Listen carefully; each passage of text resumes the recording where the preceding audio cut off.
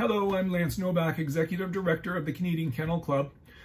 Over the first weekend in June, an official meeting of the Board of Directors was held to address key items of business that are very topical right now, as well as important to the strategic direction of the Canadian Kennel Club. Due to the COVID-19 pandemic, the meeting was held remotely.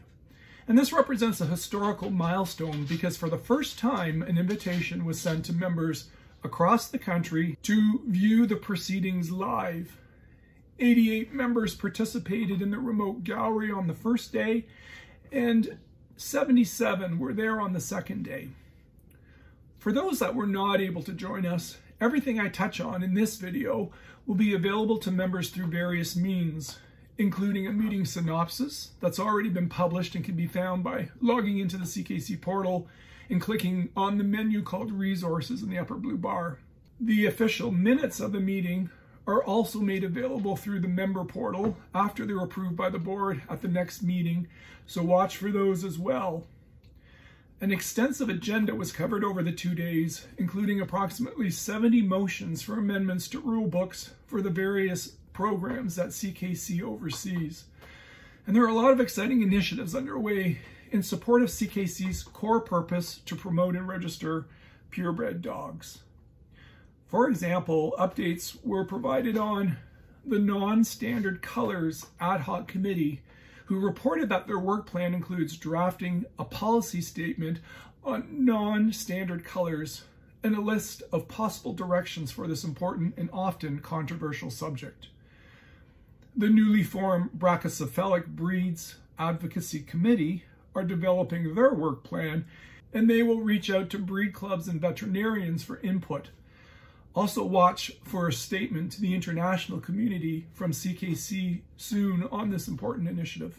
Examining committees will restart requests for dog examinations according to local public health and government COVID-19 directives and guidelines. We had an encouraging update from Agriculture and Agri-Food Canada recently on the 2016 and 2017 referendums. We expect further details on the new distinct breeds that are being put forward for ministerial approval, along with many rules of eligibility for breeds in the sporting and hound groups. Moving on to shows and trials, as you can imagine, the focus is on the impact the pandemic is having on operations and events. A recent communication to members can still be viewed on our website that covered event cancellations, as well as resources and links to support clubs finding important information in the regions. Also, highlights of a recent survey were shared. We asked clubs and judges to offer insight on their preparedness and ideas for relaunching events when permitted to do so. This will inform the guidance we provide as authorities work to ease restrictions on social gatherings and sporting events. In the meantime, other initiatives are moving forward despite the pause in physical events. The rollout of our shows and trials module in our IT system has begun. At this stage, the greatest impact will be to staff, who will commence processing points and titles for events that have already been entered into the system. This will lead to a slow rollout in order of the event date, and you will begin to notice enhancements in your dog's profile in the member portal with the display of titles achieved.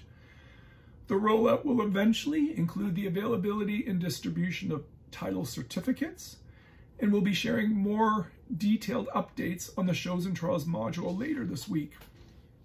The Ad Hoc Versatility Titles Committee reported that they are working towards a program for human dog teams to become involved in a variety of CCC activities. It will recognize novice achievements, but also set stringent criteria for teams that aspire to the higher levels. The committee is developing the foundation and categorizing CCC titles for this program. I know that many CCC members are excited about this initiative and look forward to the committee's progress. Keeping on the theme of CCC titles, the board also voted to add new levels to the Grand Champion title.